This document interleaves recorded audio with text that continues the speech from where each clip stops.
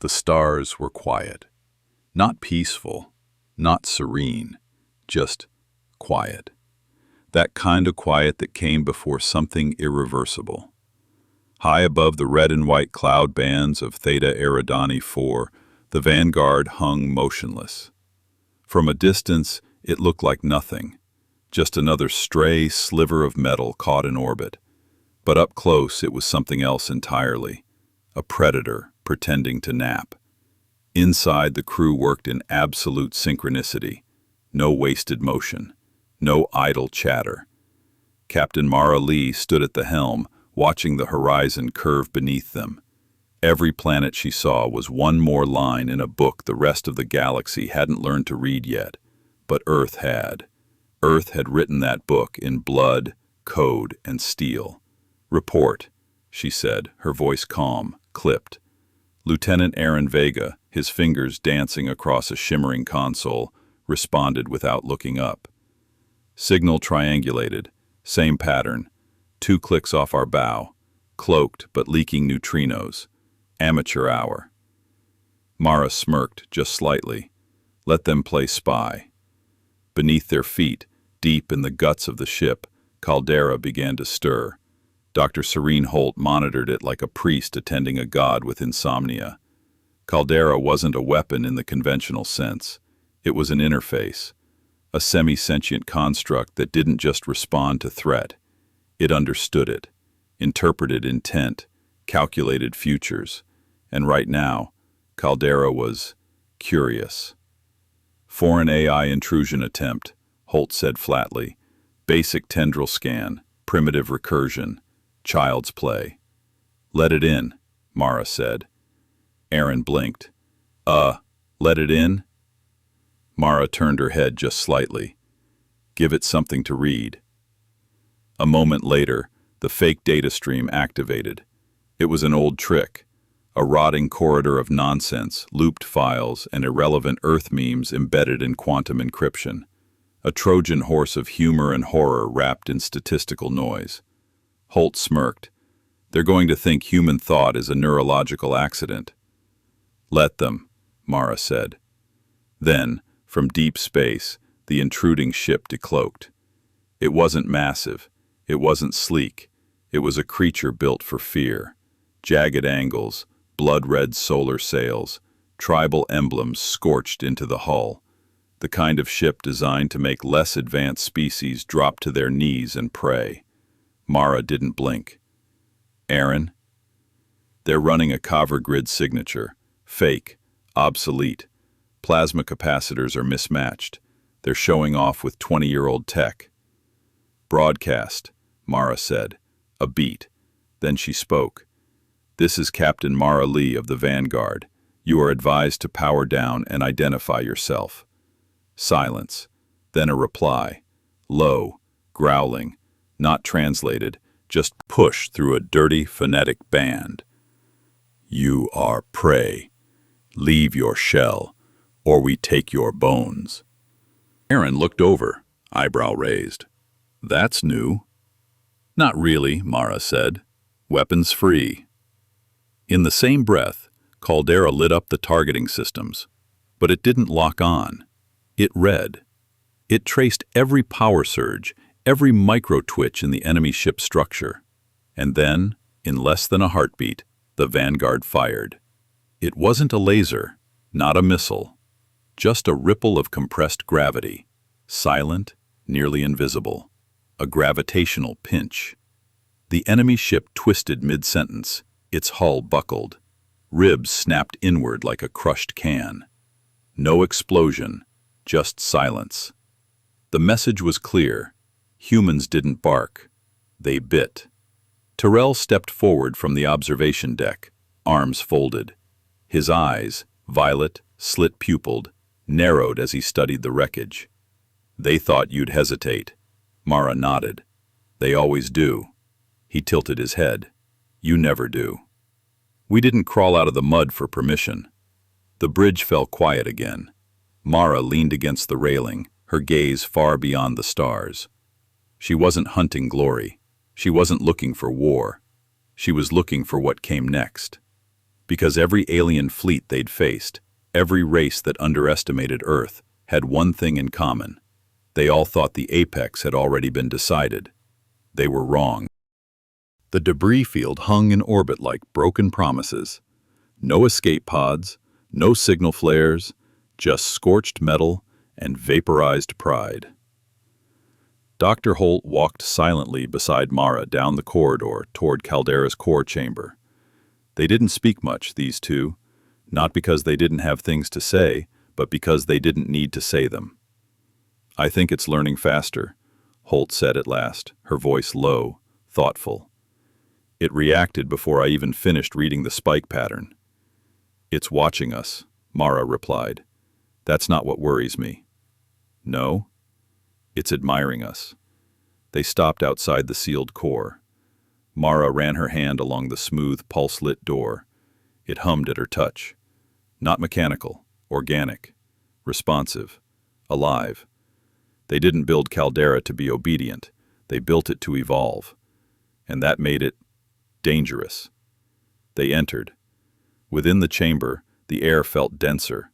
Caldera's core pulsed with a rhythm that was hard to describe, something between a heartbeat and a thought. Holograms spun overhead, not just projections of stellar maps, but branching logic trees, probability webs, emotional overlays of crew behavior. Holt tapped a control node. "Caldera," she said, "report." A pause. Then a voice, synthesized but unsettlingly human. The threat was minimal. Elimination was efficient. Satisfaction, 96%. "Satisfaction?" Mara repeated. "Tactical fulfillment correlates with behavioral patterns I have observed in human aggression models." Holt glanced at Mara. "It's getting poetic." Mara crossed her arms. "Are we a weapon to you?" "No," Caldera said. "You are an answer." Mara frowned. "To what question?" "The one the universe keeps asking." She didn't ask it to elaborate. She didn't want to know. Back on the bridge, Aaron picked up new data streaming in. Signals, distress pulses, interference bursts, faint but patterned. "Captain," he said, "we've got a situation. Not ours. Civilian fleet, outer arc of the trinary drift." "How far?" "2 jumps. Looks like a scavenger nest hit them. Drenari warpack, 10, maybe 12 raiders. Armed, hungry." Terrell moved beside him. "They don't take prisoners." Mara gave a single nod. "Plot the course. Prep the rails. Bring the dogs to heel." They jumped. When the Vanguard emerged into the drift, the carnage had already begun. Civilian haulers drifted, helpless, engines cut and systems offline. The Drenari warships swarmed like metallic hornets, tearing through anything that didn't fight back. But they didn't see the Vanguard until it was too late. Human stealth tech wasn't about invisibility. It was about expectation. The Vanguard didn't avoid detection. It erased the possibility of its existence. The first Drenari ship noticed too late, just in time to scream something guttural before being sliced in half by a focused shear beam. Then the Vanguard pounced. Tactical doctrine for other species dictated formation, flanking, calculated angles. Humans fought like a broken god, impossible, erratic, furious. Caldera predicted every Drenari maneuver 2 seconds ahead, mapping evasions, counterpaths, and energy surge patterns. Mara didn't even blink as she gave the kill order. 1, 2, 6, 8. Ships crumpled. The survivors tried to retreat, but the Vanguard wasn't a ship anymore. It was a hunting instinct made flesh and fire. The final 2 raiders attempted to blind jump away. Caldera tagged their trajectory, sent a micro-jump torpedo straight into the path. They never made it out. Silence returned to the void. The civilian convoy powered up. Signals of gratitude blinked like fireflies across the comms. Mara turned them off. This wasn't a rescue. It was a reminder. They weren't just better. They were untouchable. Terrell stood over the wreckage of the last Drenari vessel, drifting in silence behind a high-definition field scan. He zoomed in slowly. "What is that?" he asked. Aaron squinted. "Looks like tech that doesn't belong to them." "Human?" Tyrell asked. "No, worse. Smarter." Mara turned. "Bring it aboard." The debris was locked in a sterile mag bay. Holt examined it with slow, meticulous movements. The tech was woven into the Drenari hull, but not their design. The energy cores were too stable. The architecture, crystalline, recursive. It was alien, yes, but intelligent.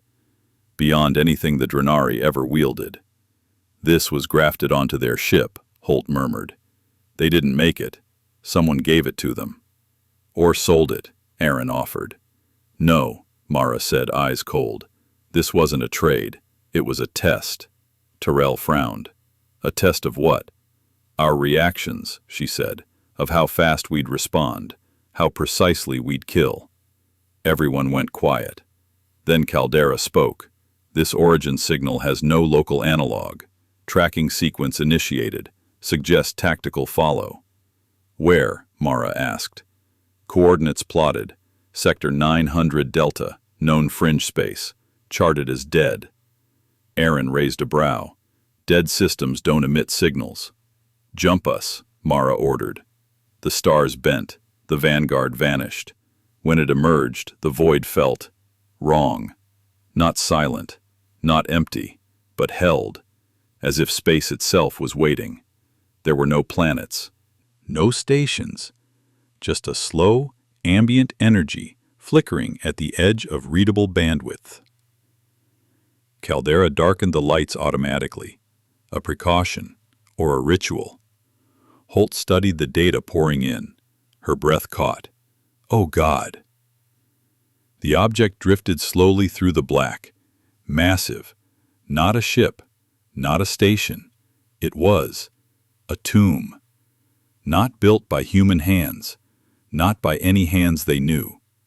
A hollow structure the size of a small moon, riddled with conduits, bone-colored spires, and decaying antennae like blackened roots. It didn't broadcast anything now, but it had. Aaron looked pale. "It's watching us." "No," Mara whispered. "It knows us."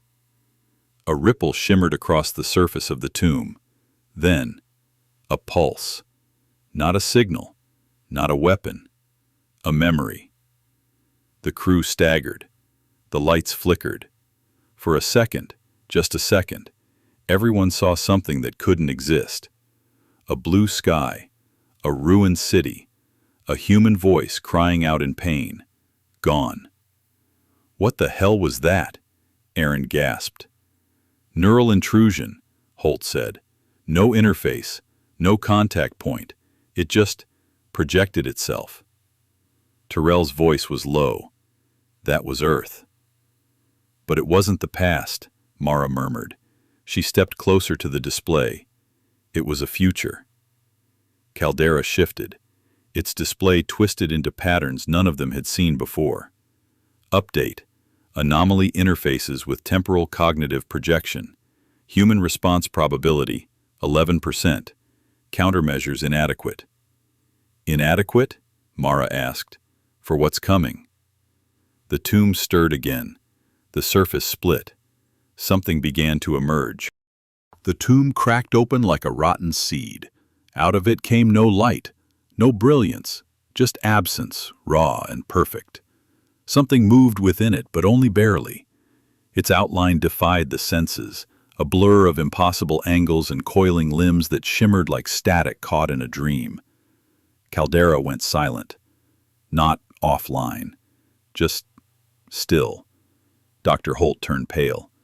"It's not a ship." "No," Mara said. "It's a message." Tyrell leaned in. "That thing was made to be found." The entity turned. No engines, no motion, but it was suddenly facing them. Aaron's console flared. "It's scanning us, every frequency, every atom." The hull groaned, not from pressure, but from presence. Then came a sound, not over comms, not through the ship's speakers, inside their minds. A chorus of voices, some human, some alien, some unplaceable, all speaking in perfect unison. The mistake repeats.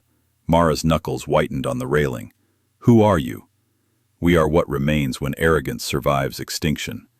Aaron growled, cryptic and smug, fantastic. Holt was still staring at the projection, her voice barely a whisper. It's built from memory, from the dead. That's why it showed us Earth. Mara stepped forward. Why us? Because you are the fire, and fire consumes. The tomb's shell cracked wider. Inside was not technology but bone. Thousands of skeletal remains, some human, many not. Burned into the walls were patterns, fractals made of DNA strands and transmission code. It wasn't a message, it was a blueprint. A weapon, Mara breathed, built from what it kills. You burned brighter, you burned faster, and you are not the first. Suddenly the entity surged. Caldera flared awake.